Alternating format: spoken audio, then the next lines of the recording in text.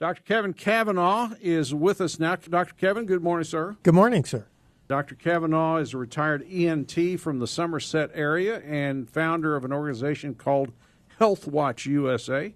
And tell us a little bit about that. Well, Health Watch USA is a nonprofit organization that functions as a patient advocacy organization, also a healthcare policy research organization. And currently we are emphasizing infectious disease and how to prevent infections, especially those associated with the healthcare industry. Well, I can't pick up a newspaper or a magazine without seeing your face. Well, we've had certainly a run on the national media and attention. Currently, there's a series going on in the New York Times regarding Candida auris, which is a very deadly fungal infection, which we've been involved with and advocating for transparency of these infections and for patients to be notified if there's an outbreak at a facility. And you have brought with you another really fine guest. We've had him on before, Dr. William Schaffner. How many times have people said, I loved you in Star Trek, Dr. Schaffner? I'm sure that's not the first time you've heard that.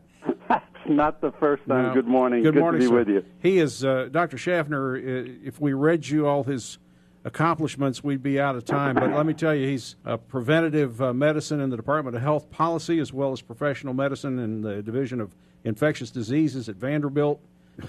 You're a Yale man. You went to Cornell. You've studied in Germany. Amazing, your credentials, sir, and it's a privilege to have you with us. Thank you. My great pleasure. We wanted to talk about, first of all, the measles vaccine, because that was big in the news and still is. And the Today Show this morning, we leave it on here in the studio, even though we can't hear it, obviously. But they were talking about this big measles outbreak that is growing. We have a governor who publicly suggested that people, well, he didn't really suggest that people do this, but said with his kids, and he's got a whole house full of them, that he just let them, be subjected to the disease, and that way they built up an immunity to it and didn't fool with the vaccine, which I think is the way that it used to be done before we had a vaccine, but I'm not sure that's a good thing for the governor to be telling the state. How do you feel about this in terms of vaccinations for measles? Disease is bad. Vaccinations are good. It's a very simple equation.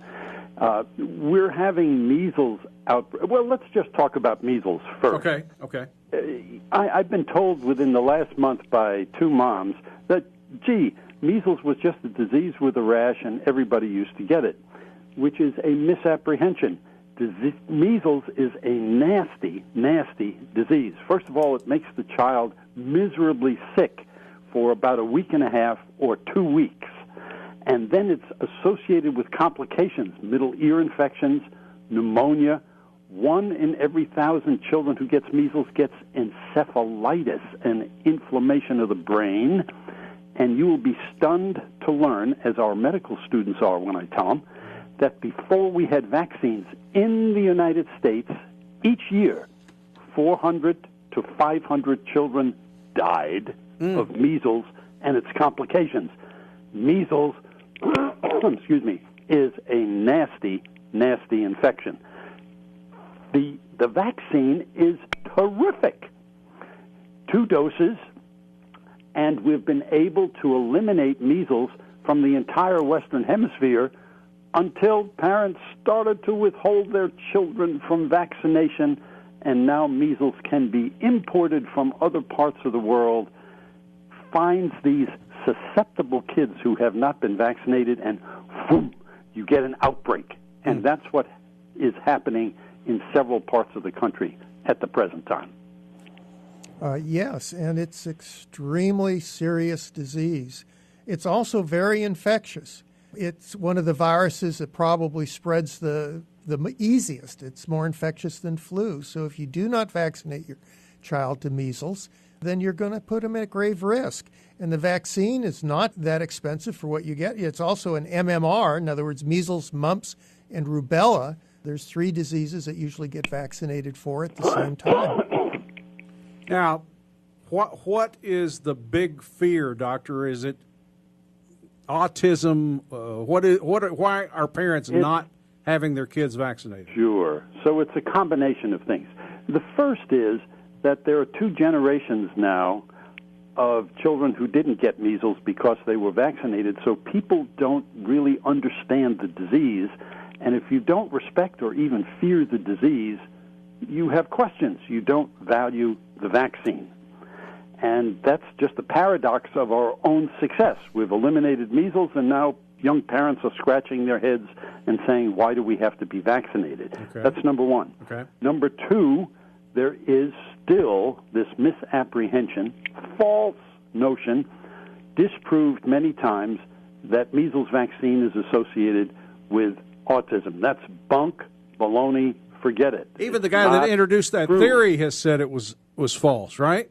It's not true. Yeah. It's totally not true. And then there are some people who today think that the natural way is the better way and would prefer to have their child get the disease and thus be protected. Well, why put any child through the misery of measles? That, once again, relates to the misapprehension that getting measles is just a trivial event. And then lastly, there are some people who are just, shall we say, libertarian. Don't tell me what to do. Don't step on my blue suede shoes. Right. And they just instinctively push back when you say, we'll all get vaccinated. Let me make a point. You know, there are those among us who are too frail to be vaccinated. The very, very young, the newborns, who, if they get measles, could get very, very serious disease. And increasingly, we have living among us children who are immunocompromised because they're recovering from cancer, getting chemotherapy, have other illnesses for which they're being treated so they themselves cannot get vaccinated, and if they got sick, would get very sick. So how do we protect the frail among us? We do so by having everyone else protected, and thus we put a cocoon of protection around our frail brothers and sisters. So, as Kevin said, this is a highly, highly transmissible virus. But if all the rest of us are protected, not only are we protected, but we protect our neighbors. And I am unhesitant in saying we have two responsibilities in our society, to our own and to those others who live among us who cannot be vaccinated for medical reasons. Really like it, Kevin, when you're here, not only because of your amazing abilities, but also you always bring the greatest guests with you.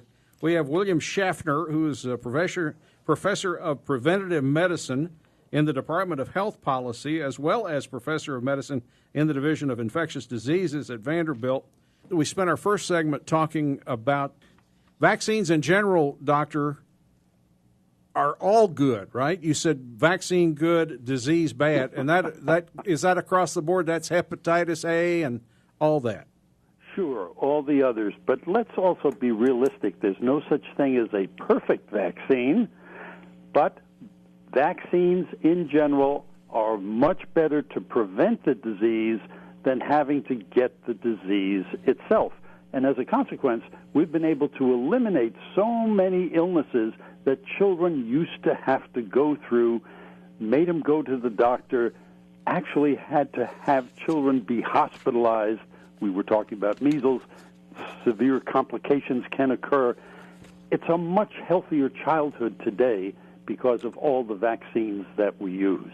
Well, we got an outbreak of measles that you've already pointed out. We got an outbreak of hepatitis A, right? The largest in the nation, unfortunately. Yeah, and that's again preventable. Right. You can go down to your local Kroger, Walmart pharmacy, or wherever and get a Hep A vaccination. $80, it's 2 doses. Currently in Kentucky, we've had over 4,000 cases of hepatitis A. Almost half of those have needed hospitalization, and there have been 52 deaths. This is the largest outbreak in the nation. I think that the response of our health department has not been to the level of what it should be, but for individuals, you can take your own steps. Go out and get vaccinated.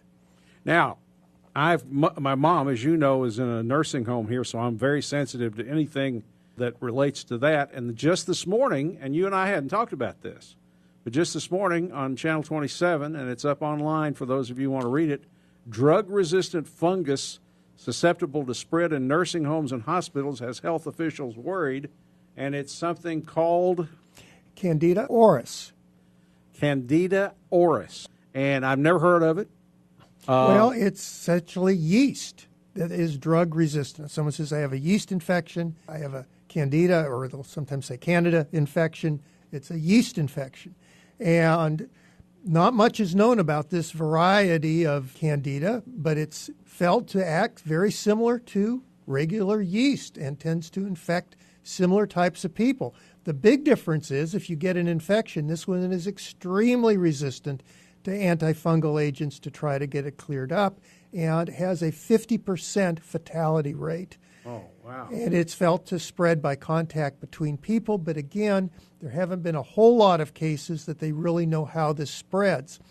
The very peculiar thing about these outbreaks is that this fungus has had several outbreaks around the world, and in the world regions, they appear to be genetically different than the other outbreaks. So it's almost like simultaneously this has arisen in different parts at the same time, which is very unusual and has some people a little bit perplexed.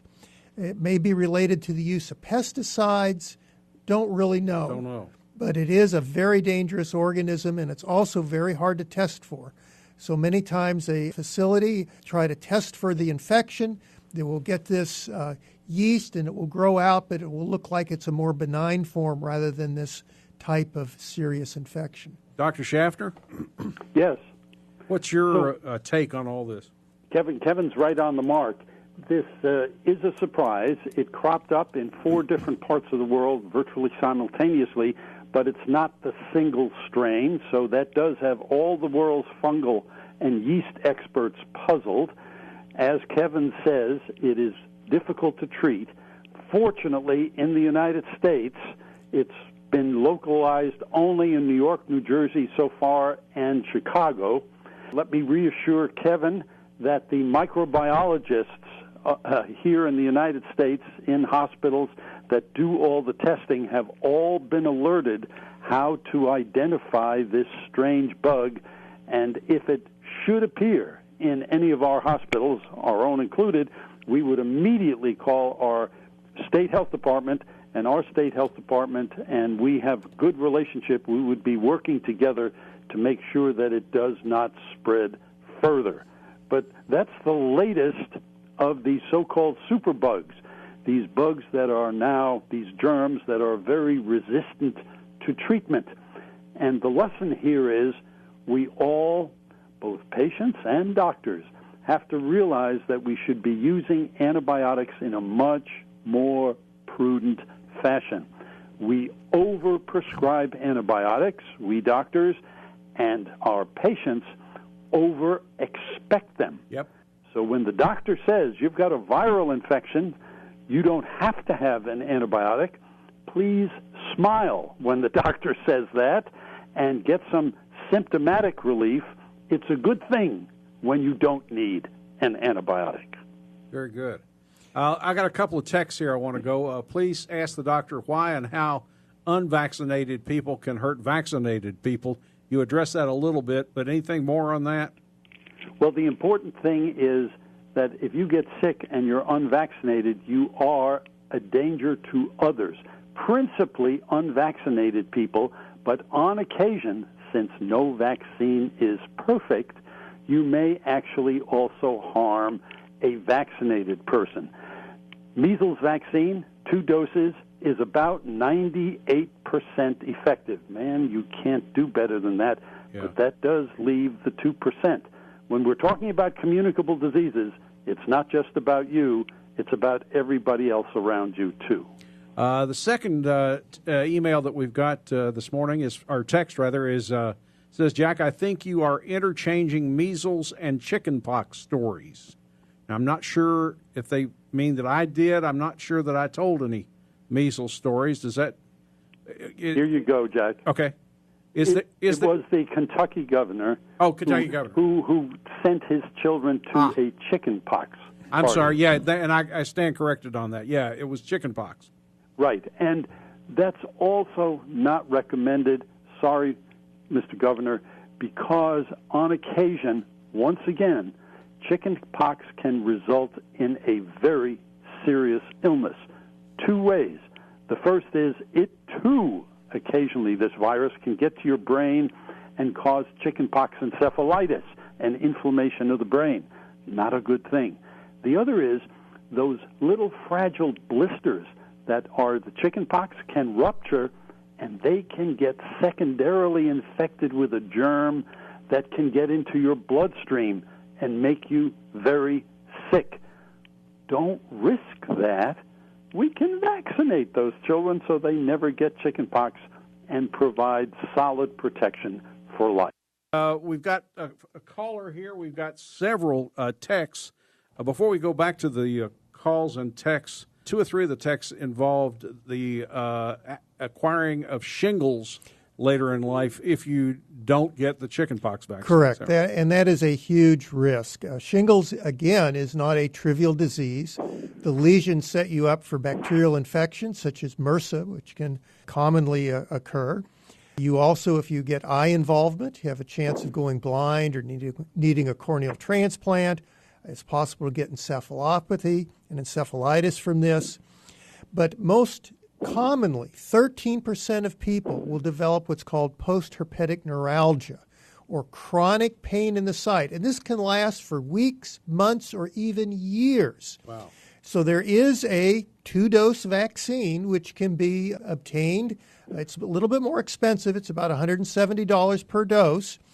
6 months apart, and this will prevent shingles from occurring or have a high likelihood of preventing them from occurring.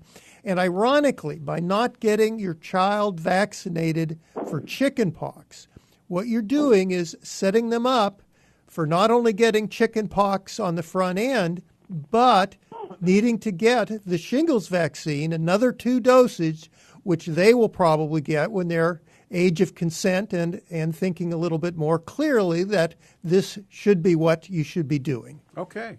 This is John. Hey, John. Jack. Yeah. How you doing? Good, thanks. I have something to say about measles. People are so ignorant to not have this resolved because with applications of shots or whatever it takes. I'm blind, and I went blind because of measles. Really? And it's something that you get used to. Blindness you get used to, but it's not fun. You miss so many things in life. Oh. And so I think that people just stop and think about what they could go through. They wouldn't even hesitate to have that shot. John, I am so sorry, but I am so thankful that you called and shared your experience. Well, thank you. There you go, Dr. Schaffner. I'm so glad that John called. It was touching and right to the point. People really don't understand what a potentially very serious disease measles is.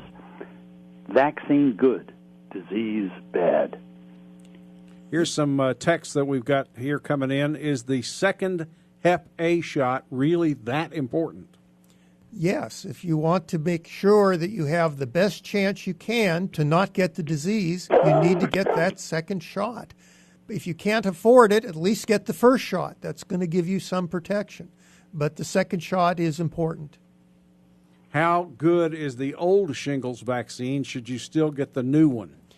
Yes, you still should get the new one. They were advising people to get the new shingles vaccine because it provided increased in protection. Again, shingles is a nasty disease. There is a antiviral medication you can try to take to maybe lessen the symptoms of shingles, but it should be noted that in the case of measles, once you get measles, you get measles. You cannot lessen the severity of the disease. Here's a text that says, and I may mispronounce this and you can correct me, please ask the doctors what the dangers of the ingredient thiomersal an organic form of mercury in infants and toddlers. Dr. Schaffner? Thimerosal is a preservative that used to be put in children's vaccines when they were given in multi-dose vials.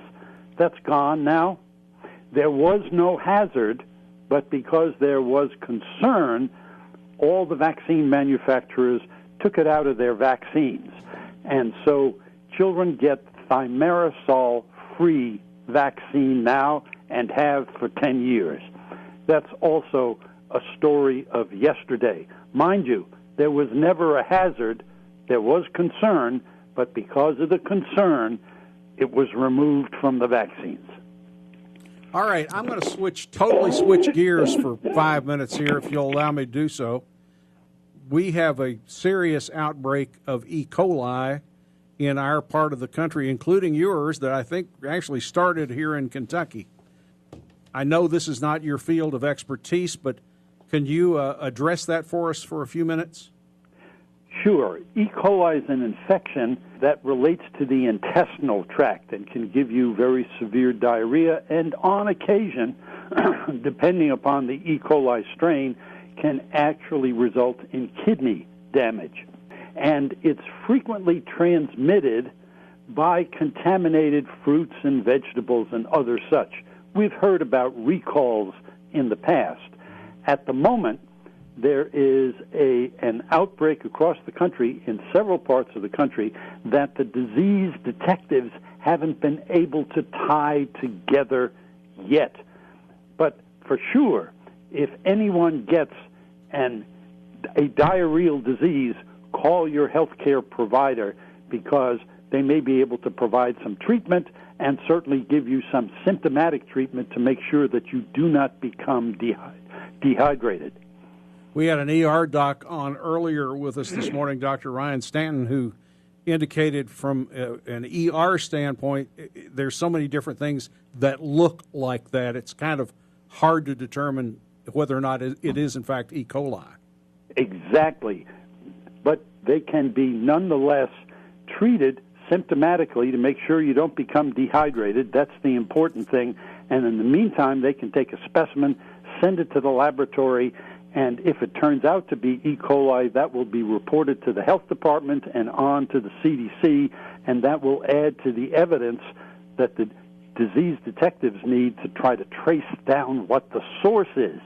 Once you can find out what the source is, you can get rid of it. You'll issue a recall, and the outbreak will stop. And as far as individuals are concerned, the best thing we can do is properly wash our hands. Well, and wash your vegetables. And the vegetables. Yeah, make sure that you wash your vegetables, and if you order a hamburger, which has the meat kind of ground up and contaminated in the center, get it cooked well done. Don't order it raw. David, good morning. You're on the air. Thanks for calling. Yeah, I wanted to ask him a question about shingles. Yes, sir. I'm 83 years old, and I had a shot for prevention of shingles about 7 or 8 years ago, and I'm just wondered, is that still good? David, the answer is it's unlikely to be good, because the protection due to that first shot that you got, that's the old shingles vaccine, that protection waned. And it is now recommended that everyone who got the early version of the vaccine get the new one. So that if you had the early version, it's time to roll up your sleeve and get the new one also. Because the protection you get from the new one is much better. I go to the VA, so the next time I go over there, I'm going to give it a shot. Good for you. Good for you. Thank you. Here's a little bit, I think, a bit of a naysayer. I don't know. See what you think. Jack, the chicken pox is a mild childhood disease.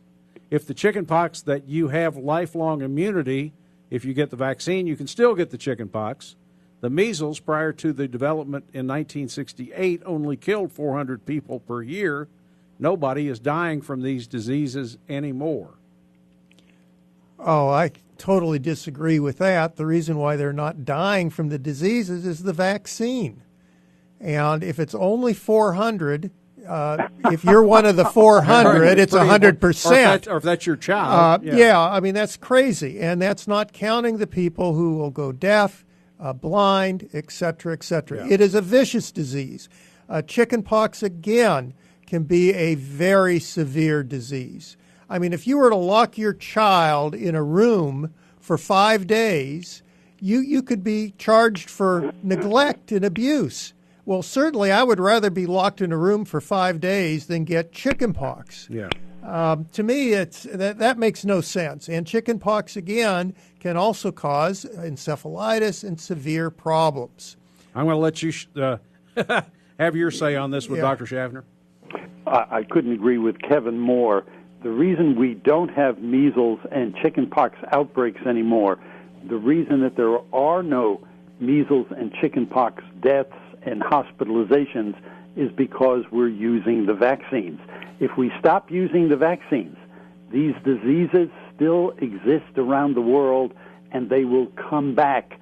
They will be imported into the United States, and we'll be turning back the clock to the bad old days. Well, yeah, when I was young and people got measles, I had measles. I was extremely sick. This was pre-vaccination. I guess I'm dating myself, but nevertheless, very severe disease. When these vaccines came out, everybody rushed to get them. There was none of this debate. Right. I mean, it's crazy.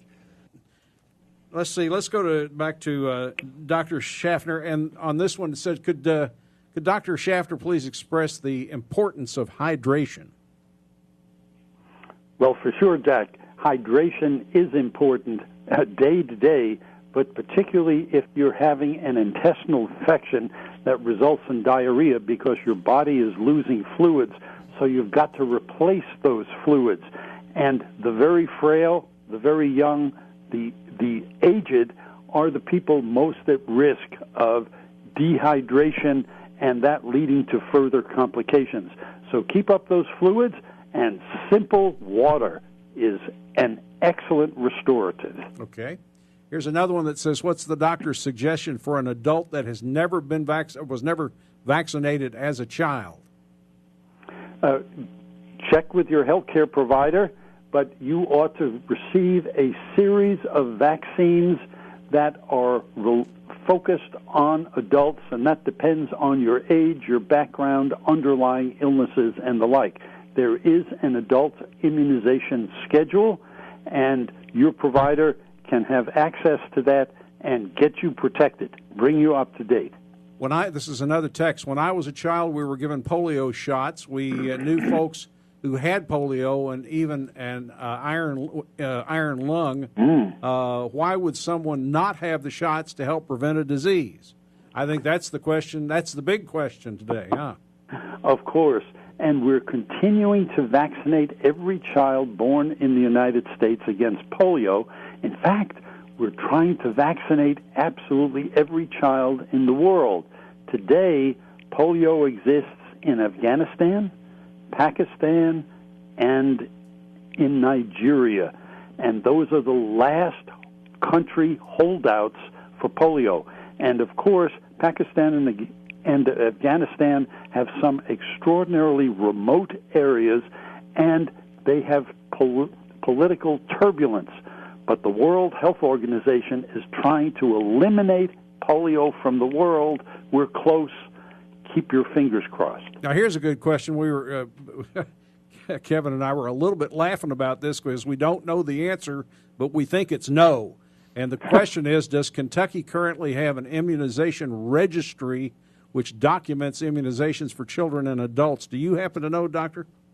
I'm very sure that they have a registry that's open to all pediatricians and family doctors for childhood vaccination. That's what we have also.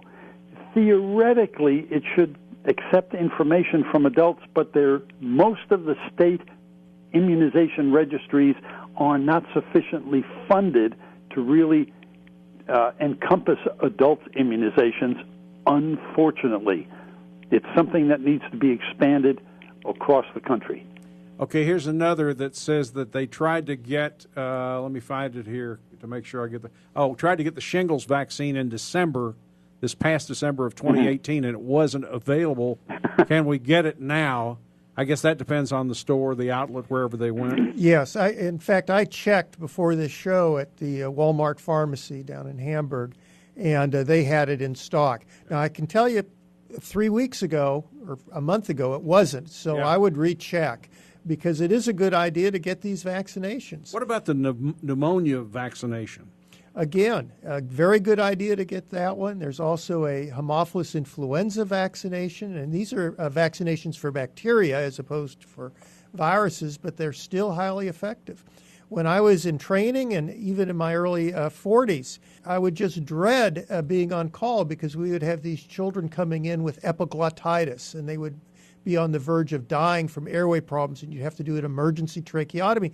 And that was caused by a bacteria called H. flu, not a viral flu. This is a bacterial flu.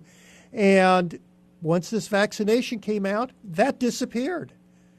It made my life and the life of thousands of children much better. And so please get vaccinations. They work. What else, Kevin? What else do we need to cover before we leave? We've got about 3 minutes.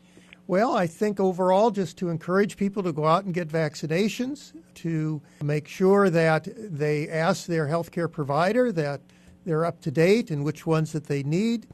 And I also think that as a group, we ought to be pushing to make sure that if there are outbreaks of dangerous infections, that we're made aware of them and alerted.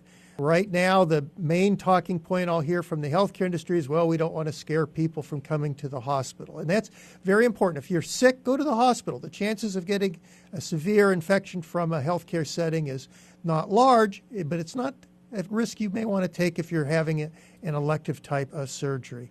And certainly the way that these infections are going and the frequency that I'm hearing, I think will do a lot to restore trust if healthcare providers would alert people when they do have these outbreaks. Dr. Schaffner, here's another question. Are there any side effects to the combination of vaccines? You can take vaccines in combination.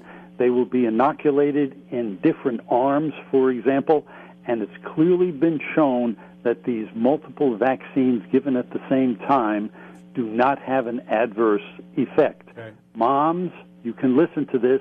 Your infant's immune system is so powerful that it can indeed deal with these vaccines safely. That's why the American Academy of Pediatrics recommends them. I notice here that you're past president of the National Foundation for Infectious Diseases and on the executive board for the Infectious Diseases Society of America. That's pretty darn impressive with all the other things that you've done. I'm going to give you our final minute here, Dr. Schaffner, to wrap us up. I would just say you can always trust the person who cares for you, your physician, your other healthcare provider. Listen to what they say, have a reasonable discussion, but then get yourself and get your children vaccinated. That's the best way to protect them and to protect everyone around you. You won't spread those communicable diseases. We'll have protected people and also protected communities. Dr. Schaffner, a real pleasure and honor to have you here this morning. I hope you will come back at some point. Anytime, Jack. It was my pleasure. Thank you so much. Thank you. And Kevin, I appreciate you and appreciate you getting Dr. Schaffner set up for us. Well, thank you very much, You Jack. come back too.